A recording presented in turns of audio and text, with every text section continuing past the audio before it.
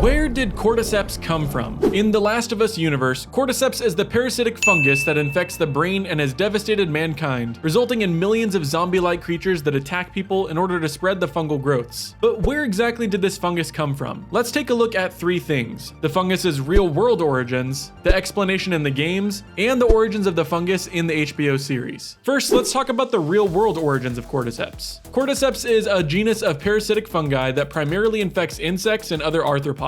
There are over 600 known species, and each one tends to target a specific type of host. Some of the most well-known species include Cordyceps sinensis, which has been used in traditional medicine, and Cordyceps unilateralis, which is famous for its ability to manipulate the behavior of ants. There are other types of Cordyceps that remain mostly wild, and others that act as immune system boosters, homeopathic treatment for conditions related to cancer, and even as antifungal treatment. The fungus that inspired The Last of Us is Cordyceps unilateralis, commonly known as the zombie ant fungus. This fungus infects carpenter ants, typically in tropical rainforests, taking over their central nervous system and compelling them to climb to a high point before clamping onto a leaf or twig. The fungus then grows out of the ant's body, releasing spores to infect more ants. This real-world example of mind control and parasitic growth is eerily similar to how Cordyceps spreads in The Last of Us, where infected humans lose control of their bodies and eventually sprout fungal growths. For now, Cordyceps unilateralis and other Cordyceps fungi only infect insects, not humans. Their biology is highly specialized to manipulate smaller hosts. However, there have been some scientists that have speculated that if a fungus were to mutate, adapt to warmer temperatures, or jump species due to environmental changes,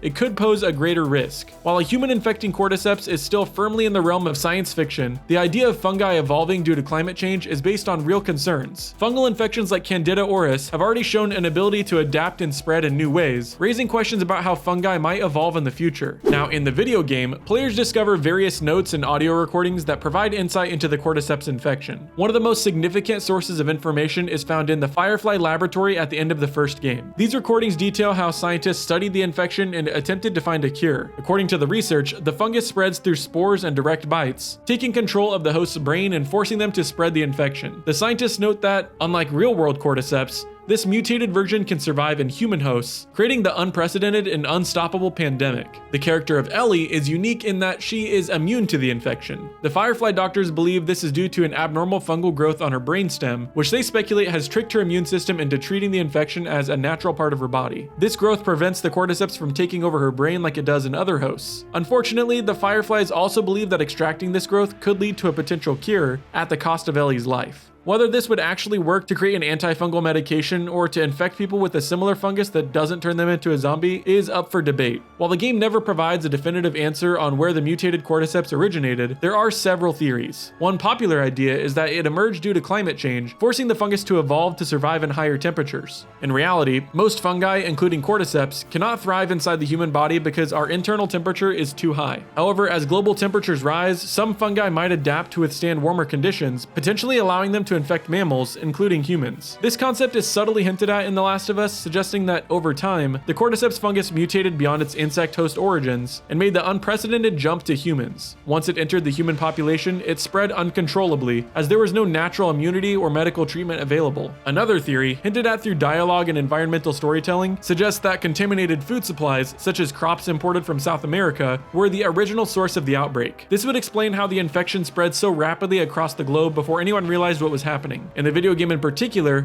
the infection progresses in distinct stages, starting with runners. Within 2 days of exposure, infected individuals lose cognitive function and become aggressive. They still resemble humans, but act with mindless rage, attacking any uninfected person they see. After a couple of weeks, fungal growths begin to emerge from the host's body, and their behavior becomes more erratic. Stalkers are known for lurking in the shadows and ambushing their prey. After about a year of infection, the fungus completely takes over the host's face, rendering them blind, turning them into clickers. They rely on echolocation to navigate and are significantly stronger and more dangerous than earlier stages. Over many years, some infected continue to mutate, developing thick fungal armor. Bloaters and shamblers are massive, slow-moving creatures that can withstand significant damage and even release spores or acidic fungal clouds as a defense mechanism. The most extreme and rare form of infection is the Rat King, an abomination encountered in The Last of Us Part 2. This nightmarish creature is a fusion of multiple infected hosts, runners, clickers, and bloaters, that have merged together over decades in a confined space, creating a grotesque and nearly indestructible monstrosity. The Rat King is the ultimate stage of a Cordyceps infection, showcasing just how horrifyingly adaptable the fungus can become when left unchecked. These distinct stages make the Cordyceps infection one of the most terrifying aspects of The Last of Us, as survivors not only have to fear the infected, but also anticipate how they might evolve over time. Now, for the TV series Origins of the Fungus, the very first scene of the HBO series adds a new layer of realism to The Last of Us' story. Set in 1968, a television talk show features a scientist explaining the dangers of fungi, specifically warning about the possibility of a mutated strain of Cordyceps infecting humans. He suggests that if global temperatures rise, fungi could evolve to survive in human bodies. While the audience laughs it off, the eerie foreshadowing makes it clear that this warning eventually comes true, reinforcing the show's underlying theme that nature, not just humans,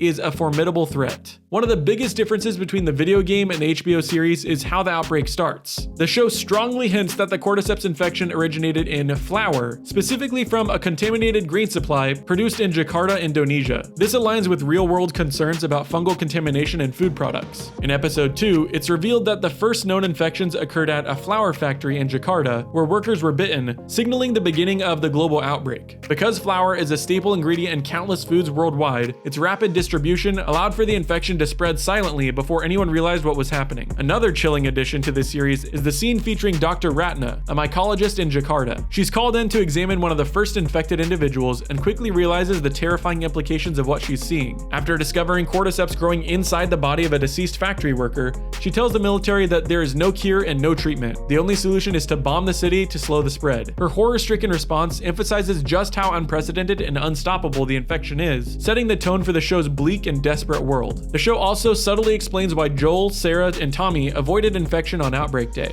Several clues suggest they narrowly missed eating contaminated flour-based products. Sarah tries to make pancakes for Joel's birthday but realizes they're out of mix. Joel refuses a neighbor's offer of biscuits. Sarah declines to eat the cookies baked by their infected neighbor, citing that they contained raisins, and Joel forgets to buy a birthday cake, which would have likely contained contaminated flour. These small details illustrate how fate, or even sheer luck, kept Joel and his family from succumbing to the infection in the early hours of the outbreak. Unlike the game, the TV series delves deeper into the science behind the infection, but it still doesn't present a clear path to a cure. Dr. Ratna's declaration that there is no treatment reinforces the hopelessness of the situation. However, Ellie's immunity remains a beacon of hope. While the Fireflies in the game theorize that her condition could lead to a vaccine, the show hints at this possibility more explicitly, especially when Marlene discusses Ellie's significance. Still, with no working medical infrastructure and no definitive knowledge on how to replicate Ellie's immunity, the prospect of a cure remains just as uncertain in the series as it does in the game. The origins of the Cordyceps infection in The Last of Us are a terrifying blend of real-world science and fictional horror. Whether it's the mutated fungus jumping to humans in the game or the contaminated flour theory in the HBO series, both versions paint a grim picture of how quickly civilization can collapse. While Ellie's immunity offers a glimmer of hope, the series and the games make it clear that a cure is far from certain. One thing is for sure though, whether in reality or fiction, nature always finds a way to adapt, and sometimes humanity isn't ready for it. If you like this video, check out the one on your screen for another deep dive into The Last of Us. Thanks for watching, don't forget to like and subscribe, and I'll see you in the next video.